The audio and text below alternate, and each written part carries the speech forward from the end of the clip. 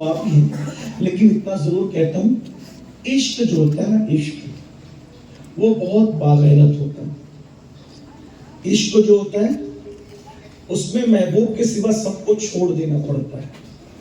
جب تک آپ چھوڑو گے نہیں اس وقت تک آپ کا کام بنے گا نہیں، بس چھوڑ دو۔ اور عشق انسان کو بہت بلندی پہ پہنچا، بلکہ بچوں کا کوئی کام اعتماد کے قابل نہیں ہے۔ بچوں کا کوئی کام اعتماد کے قابل نہیں ہوتا، لیکن عشق اگر بچے کو بھی ہو جائے تو وہ بچہ بھی بڑا محترم ہو جاتا ہے۔ حتیٰ کہ عشق اگر جانوروں کو بھی ہو جائے تو جانور بڑا محترم ہو جاتا ہے۔ بھائیو، یہاں تک اگر عشق اگر پتھر کو بھی ہو جائے تو پتھر بھی جنتی ہو جاتے ہیں۔ کیا آقا نے نہیں فرمایا کہ جو جنتی پہاڑ دیکھنا چاہے احد کو دیکھ لے؟ کیا ہے؟ فرمایا یہ مجھ سے محبت کرتے ہیں۔ تو بات سمیٹتے بھی عرض کرتا ہوں، عشق کو پہنچاتا کہاں؟ عشق کر لو اس سے جو اللہ کا محبوب ہے، اور وہ ہے اس قابل کہ ان سے عشق کیا جائے۔ کہتے ہیں کہ ایک ننھا سا بچہ تھا، مدینہ منورہ میں ایک چھوٹا بچہ رہتا تھا۔ اس کی قسمت تھی کہ وہ مسلمان کے گھر میں پیدا نہیں ہوا۔ قسمت کی بات ہے، اللہ کا کتنا فضل ہے کہ اللہ نے ہمیں مسلمانوں کے گھر میں پیدا کیا، لیکن اس کی قسمت تھی کہ وہ مسلمان کے گھر میں پیدا نہیں ہوا تھا۔ اس اعتبار سے وہ یہودی کا بیٹا تھا، لیکن نصیب اس کا بڑا تھا یہودی کا بچہ، لیکن تقدیر کا ستارہ عروج پر تھا۔ چھوٹی عمر میں وہ پیدا ہوا تھا مدینہ منورہ میں، لیکن تھا یہودی کا گھر مگر شہر رسول میں پیدا ہوا۔ چھوٹا بچہ تھا۔ مدینہ شریف کی آبادی مکس تھی، آبادی سبھی مذہب کے لوگ مدینہ منورہ میں بستے تھے۔ چھوٹا سا بچہ 4-5 سال کا، کھیلتے کھیلتے اچانک وہ مسجد نبوی شریف کی طرف سے گزرا۔ اس نے دیکھا کہ کچھ لوگ گھیرا لگا کر کسی کے ارد گرد کھڑے ہیں۔ اگر میں اپنے الفاظ میں اس کو بیان کروں پوری روایت کا مفہوم، تو یوں کہہ سکتا ہوں کہ کوئی شمع روشن ہے اور اس کے ارد گرد پروانے منڈلا رہے ہیں۔ ننھا سا بچہ بھیڑ کو ہٹاتا ہے، جھانک کر دیکھتا ہے تو کوئی بیٹھنے والا اس شان سے بیٹھا ہے کہ اس کے حسن کی رعنائیاں سب کے چہروں کو نور عطا کر رہی ہے۔ میں کبھی کبھی سوچتا ہوں کہ وہ کتنے خوبصورت ہوں گے جن کے بارے میں صحابہ کہا کرتے تھے کہ اگر اللہ بفرض محال قرآن نازل نہ بھی کرتا تو حضور اتنے خوبصورت تھے کہ حضور کو دیکھ کر ہی لوگ مسلمان ہو جاتے۔ اور خوبصورت اتنے ہونے، اور وہ بھی اتنے خوبصورت اس لیے تھے کہ ان کا حسن اللہ نے بے حجاب نہیں کیا، پردے میں رکھا تو اتنے خوبصورت دکھتے تھے، اگر حجاب اٹھ جاتے تو کتنے خوبصورت ہوتے ہیں۔ کتنے کو ایک مرتبہ شاہ ولی اللہ فرماتے ہیں کہ میرے ابا شاہ عبدالرحیم نے حضور کو خواب میں دیکھ کر پوچھا، یا رسول اللہ، جو حضرت یوسف کو دیکھتا تھا کبھی کبھی ان کا حسن دیکھ کر آدمی مر جاتا تھا، لیکن آپ کو دیکھ کر ایسا نہیں ہوتا۔ سرکار فرماتے ہیں اللہ نے یوسف کو بے پردہ بھیجا اور مجھ پہ پردے ڈال کے بھیجا۔ ایک دن حضرت جبریل سے حضور نے فرمایا، جبریل تو ہے بڑا خوبصورت، لیکن اپنی اصلی شکل تو دکھا مجھے۔ تو جبریل علیہ السلام نے 70,000 پروں کو کھول دیا، اور یہ دیکھ لیجیے میری اصلی صورت کتنا خوبصورت ہو۔ ایک پر سے دوسرے پر کا فاصلہ زمین اور آسمان سب سمٹ کر آ گئے ایک ہی پر میں، اتنے خوبصورت ہے، اتنے بڑے پر سب کھول کے دکھا دیا۔ جب سارے پر کھول دیے، حسن سے پردہ اٹھا دیا، حضور دیکھ لیجیے، دیکھ لیا۔ اب جبریل کہتے ہیں میں نے تو اپنے پردے اٹھا کے بتا دی، آپ بھی تو اٹھائیں پردہ اور بتائیں۔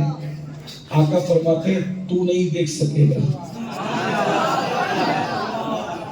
یہ ہمارے حضور ہیں۔ میرے امام کہتے وہ کمال حسن حضور ہے کہ گمان رنگ سے جگہ نہیں، یہی پھول خار سے دور ہے، یہی شمع ہے کہ دھواں نہیں۔ کروں تیرے نام پہ جاں فدا، نہ بسے کہ جاں دو جہاں فدا، دو جہاں سے بھی نہیں جی بھرا، کروں کیا کرو جہاں نہیں۔ کیا میرے آقا کا حسن ہے۔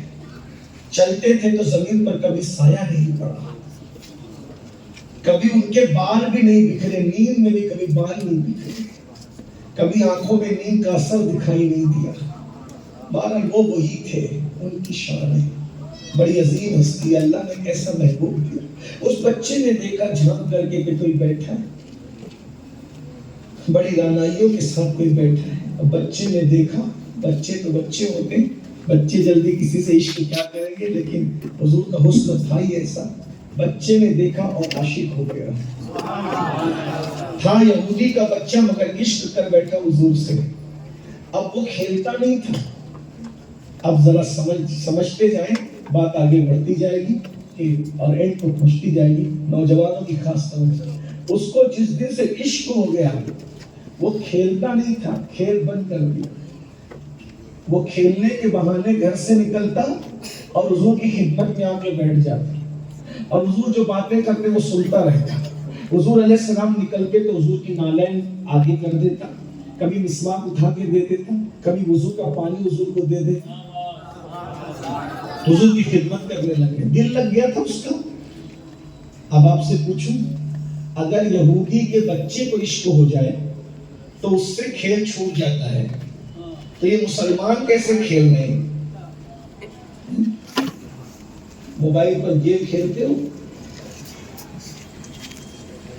کوئی یہ گیم، کوئی وہ گیم، کوئی بھائیو عشق یہودی کے بچے کو ہو رہا ہے، 5-4 سال کے بچے کو، اس سے گیم چھوٹ رہا ہے، کھیل چھوٹ رہا ہے.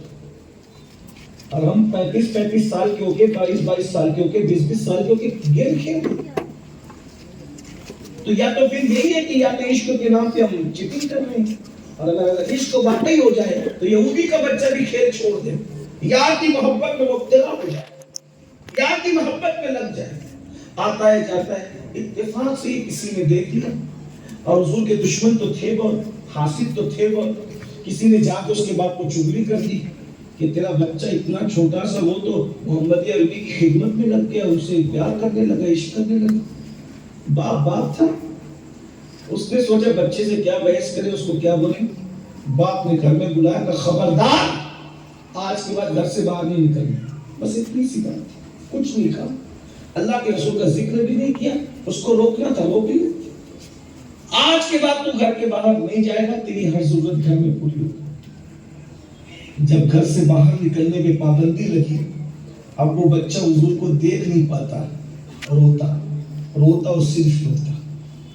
یہاں یہ بھی کہوں گا کہ ہم نے بہتوں کے لیے رویا، عشق کے دعوے داروں، کبھی حضور کے لیے بھی روئے، کبھی محبوب کے لیے بھی روئے، غزلیں سن کر روئے، پکچروں میں ہیرو ہیروئن کی جدائی کے مناظر دیکھ کر روئے، سیریلوں میں جب وہ جذباتی اور ایموشنل مناظر دیکھ کر کے روئے. کیا حضور کے لیے بھی کبھی رونا نصیب ہو؟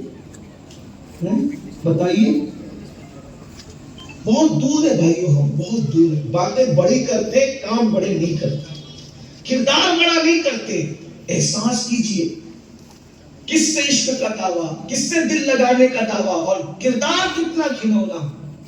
صرف باتیں ہی باتیں ہیں، نام ہی نام ہے، جو کچھ ہے حقیقت کے سوا، راستہ کوئی نہیں ان کی شریعت کے سوا. بس نام ہی نام ہے اور کچھ نہیں ہے. بچہ جب اس کے باپ نے اس کو روک لیا، روتا ہے روتا ہے روتا، صرف روتا ہے اور کچھ نہیں. روتے روتے حضور کے عشق میں بیمار پڑ گیا. اس کے باپ نے بہت حکیموں کو، طبیبوں کو بلایا، دوا کروائی. جو دوا ہوتی گئی، بیماری بڑھتی گئی. مرض عشق کا بیمار بھی کیا